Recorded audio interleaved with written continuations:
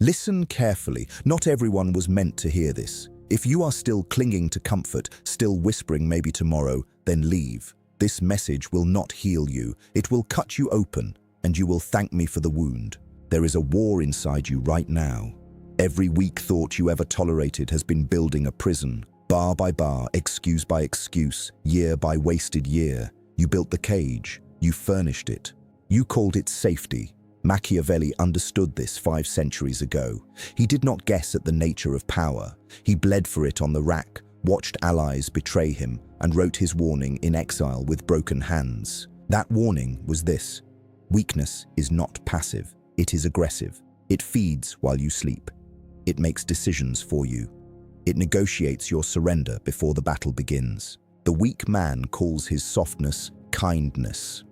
The strong man knows softness unchecked is a slow death wearing a gentle face. You were not born weak, but you were trained into it by a world that profits from your confusion. Erase weakness or be ruled by it. There is no third door. Number 1, the architecture of weakness. Weakness is not a feeling. It is a structure. It is the invisible foundation beneath every failed ambition, every broken promise you made to yourself. Every morning you chose the pillow over the war. You did not stumble into mediocrity. You built it with your own hands. The weak man believes weakness is temporary. He tells himself it will pass, that one day strength will arrive like a guest at the door. It will not. Strength does not visit. Strength is constructed in silence, in darkness. In the cold hours, no one applauds. It is earned through bone and repetition. Machiavelli watched powerful men collapse, not from enemies but from the rot they refused to name inside themselves. They ignored the cracks. They decorated the ruins. They smiled while the foundation turned to dust beneath their feet. Their kingdoms did not fall. They were already hollow. You carry the same architecture. Every excuse you protect is a crumbling wall. Every emotion you obey without question is a door left open for your enemies. Weakness is not what happens to you. It is what you permit. And what you permit today will own you tomorrow. That is the price no one warned you about. Number 2, the lie of comfort. Comfort is the most elegant poison ever created. It does not burn. It does not sting. It wraps itself around your ambition like a silk noose and tightens so slowly you mistake the suffocation for peace. You are not resting. You are decomposing in a warm grave. The weak man says comfort is a reward. He believes he has earned the right to stop, to pause, to breathe without purpose. The strong man knows comfort is a negotiation with decay. Every hour you spend idle is an hour your enemies spend sharpening their blade against your name. Machiavelli never trusted peace. He wrote that the times of greatest danger are not the times of open war, but the times of ease. When men grow fat on safety, they forget what made them dangerous. They trade their sword for a softer chair, and when the storm returns, they die sitting down. Look at your life. Where have you grown comfortable? Where have you stopped bleeding for what you claim to want? That is where the rot begins. Not in your failures, in your stillness. Not in your losses, in your willingness to accept a life smaller than the one you were designed to carry. The world wants you comfortable. Understand this with every cold fiber of your being. Algorithms feed you pleasure. Industries sell you rest. Systems reward your compliance with small, meaningless comforts that feel like progress but build nothing. You are not being cared for. You are being managed. You are livestock fed just enough to stay quiet. The strong man burns his own comfort before it burns him. He tears the silk from his eyes and stares at the ugliest truth available, that no one is coming to save him. No system, no mentor, no moment of divine inspiration. There is only the work. Cold, repetitive, unglamorous work done in rooms no one will ever see. If this truth strikes something inside you, if you feel that cold iron turning in your chest, then drop a comment right now. Write the words, "I erase weakness." Say it like a man signing a contract with his own future. Say it like a man who has already decided, because the men who type those words are not looking for motivation. They are declaring war on the version of themselves that chose comfort over conquest. Comfort is not your friend. It is your executioner dressed in silk. And the execution has already begun. Number 3, the economy of emotions. Emotions are not sacred, they are transactions. Every feeling you experience is either an investment or a debt. Fear is a debt. Anger without direction is a debt. Sadness without purpose is a debt. And most men are emotionally bankrupt, drowning in feelings they never learned to audit. The weak man worships his emotions. He calls them authentic. He calls them real. He lets them steer his decisions, choose his words, and dictate his reactions like a puppet obeying invisible strings. He does not control his life. His feelings do. And his feelings are the worst strategist he could ever appoint. The strong man does not eliminate emotion. He weaponizes it. He takes fear and converts it into preparation. He takes anger and forges it into discipline. He takes grief and buries it beneath the foundation of something he is building. Every feeling passes through his hands like raw material, and nothing leaves without purpose. Machiavelli understood this with surgical precision. He watched men of great potential destroy themselves not through lack of intelligence, but through obedience to their own emotions. They loved when they should have calculated. They raged when they should have waited.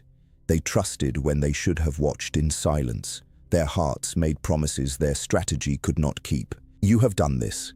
You have let a moment of anger cost you years of progress. You have let a moment of loneliness pull you back into rooms you swore you would never enter again. You have let sadness convince you that the world owes you something. It owes you nothing. It never did. The economy of emotion is ruthless. Every feeling you indulge without purpose is a withdrawal from your power. Every reaction you give without calculation is a gift to someone who did not earn it. You are hemorrhaging energy into the void and calling it sensitivity. You are bleeding out and calling it being human. Stop bleeding. Start building. Emotions are not your identity. They are tools sitting on a workbench, and you have been letting the tools use you. A hammer does not decide where the nail goes. A surgeon does not let the scalpel choose where to cut. You are the architect. You are the general. And every feeling that enters your mind must kneel before your strategy or be escorted out in silence. The cold man is not heartless. He is efficient. And efficiency is the language of men who refuse to be ruled by what they feel. Number 4, the discipline of silence. Silence is not emptiness. It is the most dangerous weapon a man can carry.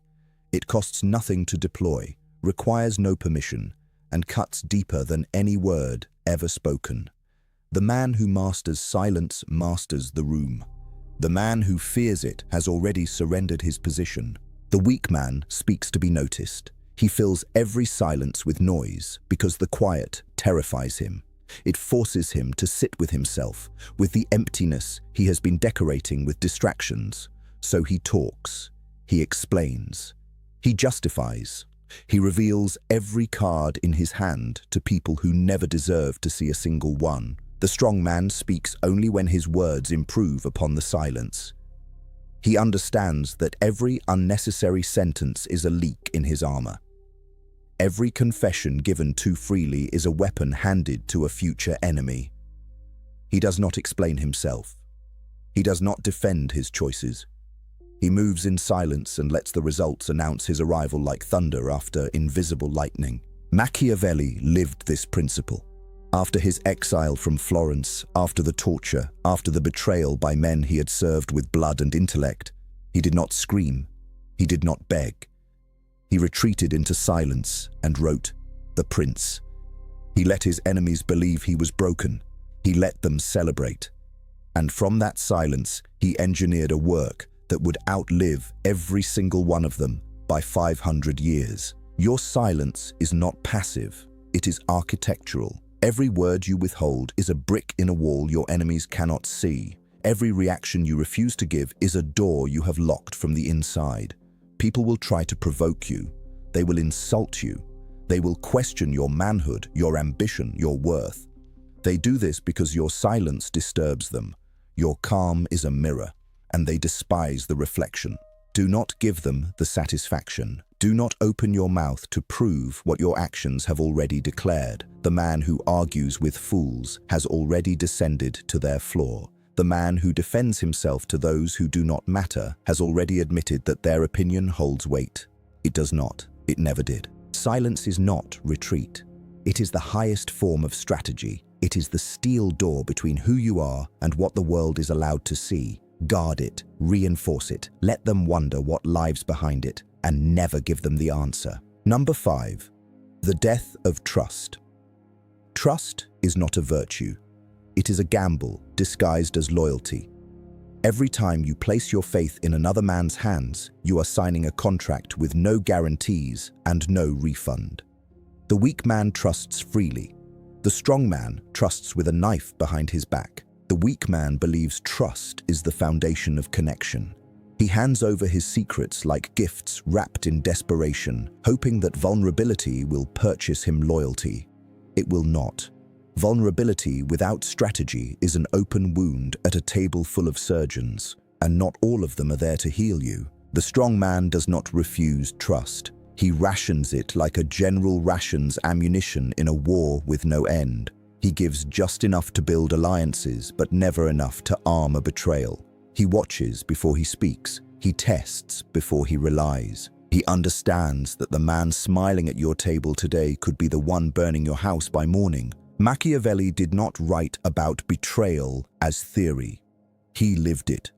The men he served turned on him without hesitation. The republic he bled for discarded him like a dull blade. He was tortured by the very system he had strengthened with his own intellect. And from that wreckage he extracted the coldest truth in political history. Men will always choose self-interest over loyalty when the cost of loyalty rises too high. You have experienced this. You have trusted someone who did not deserve the air you gave them. You have opened yourself to a person who stored your confessions like ammunition and fired them back when it served their advantage. You did not fail because you were foolish. You failed because you treated trust like charity instead of currency. Trust must be earned in installments and revoked without warning. It is not cruelty, it is engineering. The man who trusts without evidence is not kind, he is reckless. The man who forgives without change is not gracious, he is addicted to his own suffering.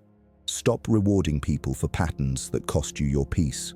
Stop offering second chances to those who calculated the first betrayal with open eyes. The death of blind trust is not the death of connection. It is the birth of discernment. It is the moment you stop building bridges to people who carry matches in their pockets. Guard your trust like gold locked in a vault, and let no man enter without paying the price of proof. Number 6. The weight of solitude. Solitude is not loneliness. Loneliness is a disease of the undisciplined mind. Solitude is a fortress built by men who understood that the crowd is the most dangerous place for a man with vision. The weak man runs from being alone. The strong man runs toward it like a soldier returning to his post. The weak man surrounds himself with noise and calls it brotherhood. He collects people the way a drowning man collects debris, desperately, without selection, without standards. He fills his life with voices, not because they sharpen him, but because the silence of his own mind is a courtroom he is too cowardly to enter. He is not social, he is afraid. The strong man sits alone in dark rooms and dismantles himself piece by piece. He does not fear what he finds. He interrogates it. He holds every flaw up to the cold light and decides with surgical precision what stays and what dies. He does not need applause. He does not need witnesses. The war he fights has no audience, and that is exactly what makes it sacred. Machiavelli spent his exile in solitude, stripped of title, stripped of influence, stripped of the life he had engineered with decades of service. Lesser men would have crumbled. Lesser men would have crawled back to Florence, begging for scraps of relevance. He did neither. He sat in darkness and carved a masterpiece from his own ruin. The Prince was not written in power. It was written in isolation. And that is why it bleeds with truth. Your solitude is not punishment. It is preparation. Every hour you spend alone sharpening your mind is an hour the world cannot reach you, cannot distract you, cannot dilute the concentration of your purpose. The crowd will never understand this. They will call you cold. They will call you disconnected. They will project their fear of silence onto your discipline and label it dysfunction. Let them. Their opinion is the wind, and you are the stone. You were not built to be understood by those who have never sat with themselves long enough to hear the truth their own mind has been trying to deliver. Solitude is where empires are designed. It is where strategies are born. It is the cold, dark womb where every version of greatness first opened its eyes before stepping into the light. The man who cannot sit alone with his own thoughts will always be a servant to someone who can. That is not philosophy. That is the architecture of history itself. Number 7. The illusion of fairness. Fairness does not exist. It is a bedtime story told to weak men so they sleep without screaming. The universe does not keep score. It does not balance the books. It does not owe you justice because you suffered. The weak man demands fairness. The strong man builds power that makes fairness irrelevant. The weak man believes the world operates on moral arithmetic. He thinks if he gives enough, he will receive. If he sacrifices enough, he will be rewarded. If he plays by the rules will protect him. They will not. The rules were written by men who broke every single one of them on their way to the top.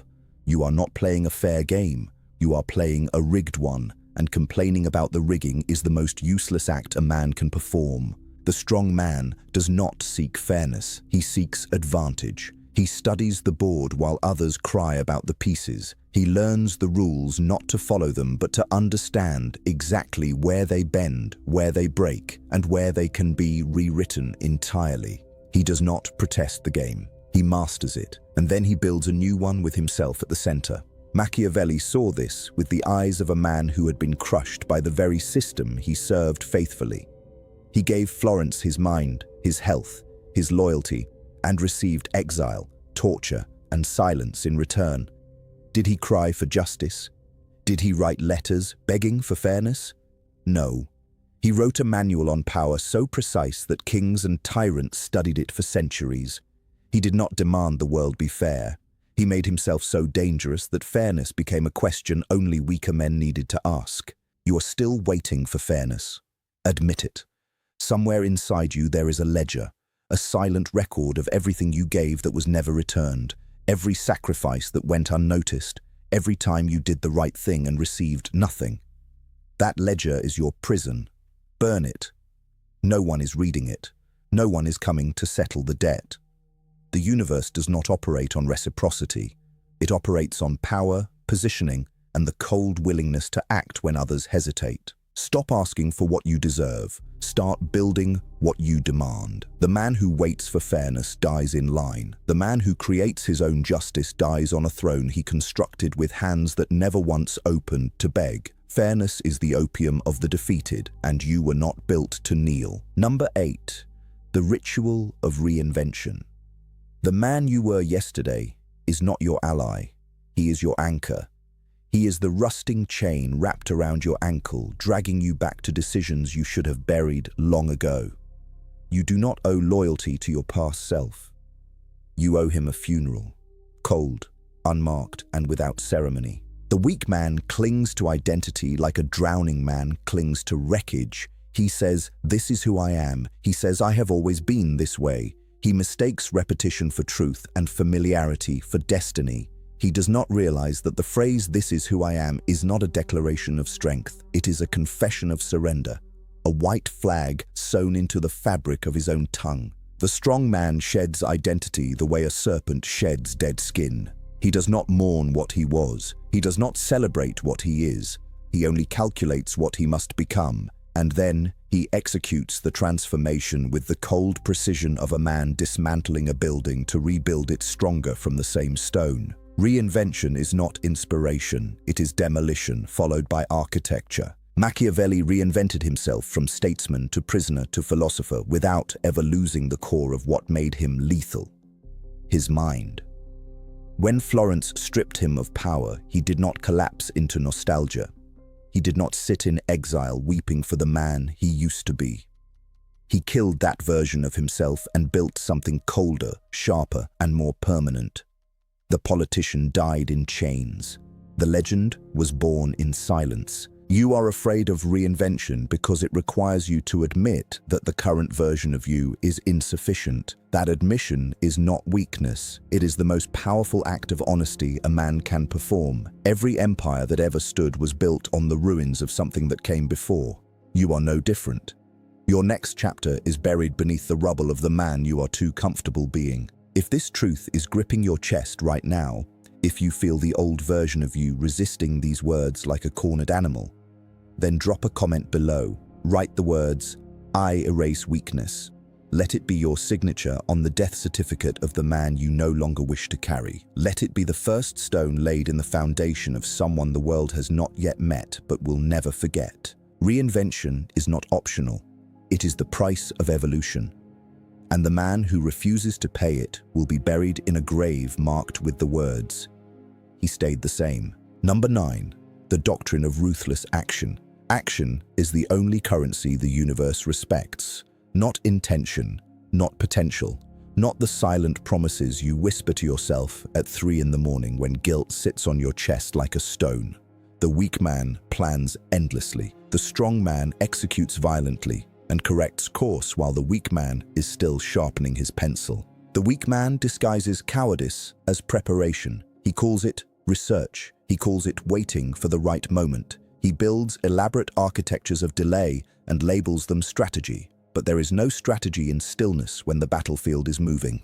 There is no wisdom in waiting when the cost of inaction compounds like a debt-accruing interest in the darkest vault of your wasted potential. The strong man moves before he is ready. He understands that perfection is the most sophisticated form of procrastination ever invented. He does not wait for clarity. He creates it through collision, through contact with reality, through failure absorbed and analyzed and fed back into the machine of his relentless forward motion. He is not reckless. He is ruthless. There is a cathedral of difference between the two. Machiavelli despised hesitation more than he despised betrayal. A traitor at least had the courage to act. The hesitator has nothing, no loyalty, no rebellion, no direction. He is a ghost occupying a living body, haunting his own potential like a spirit too weak to cross over. Machiavelli wrote that the man who delays decisive action to avoid risk will eventually be consumed by the very danger he tried to outrun. You have been that ghost. You have sat in rooms full of opportunity and chosen paralysis because movement meant exposure, and exposure meant the possibility of failure. So you stayed invisible. You stayed safe. You stayed exactly where mediocrity wanted you. Quiet, obedient, and perfectly preserved in the amber of your own indecision. No more. Action does not ask for your confidence. It does not require your comfort.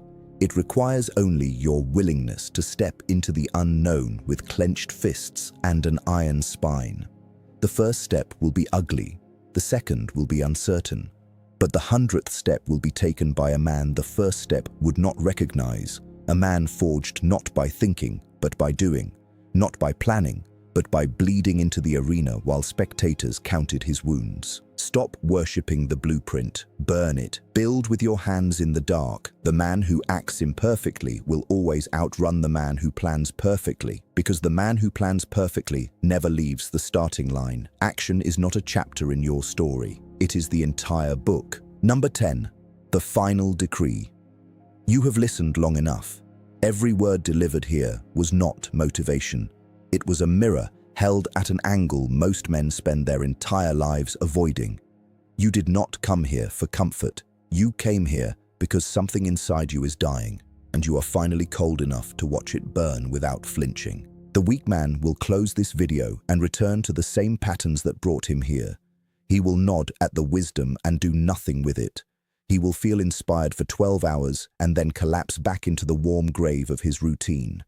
He will treat this as entertainment, and that decision will cost him everything he claims to want. The strong man will close this video and begin the execution. Not tomorrow, not after one more video. Now. He will take these words and press them into his spine like iron rods driven into a crumbling foundation. He will not share this with friends who do not deserve it. He will carry it alone, in silence, like ammunition stored for a war only he knows is coming. Machiavelli did not write for the masses. He wrote for the one, the single mind sharp enough to read between the lines and cold enough to act on what he found there. 5 centuries later, that principle has not changed. This message was not created for millions. It was forged for the few, the ruthless minority who understand that knowledge without execution is the most expensive form of poverty a man can own. You stand at a threshold now. Behind you is every excuse, every compromise, every soft lie you told yourself to survive another comfortable day. Ahead of you is the unknown, cold, undecorated, and unforgiving. No applause waits there, no validation. Only the raw materials of a life built by a man who refused to be governed by his own weakness any longer. If you have made it this far, if these words have not broken you but instead have rearranged something permanent inside your chest, then write your final declaration below. Comment the words, "I erase weakness." Let it be the last words the old version of you ever speaks. Let it echo in the silence after this video ends like a vow carved into cold black stone that no force on earth can undo. Now, if this message drew blood, if it reached the iron beneath your excuses, then strike the like button like a hammer hitting an anvil. Subscribe to this channel, not for entertainment, but for armament. Turn on notifications so that every time we speak again, you are the first to arrive at the battlefield. This is not content. This is doctrine, and you have just received your orders. Now go, and let the world wonder what changed inside you tonight.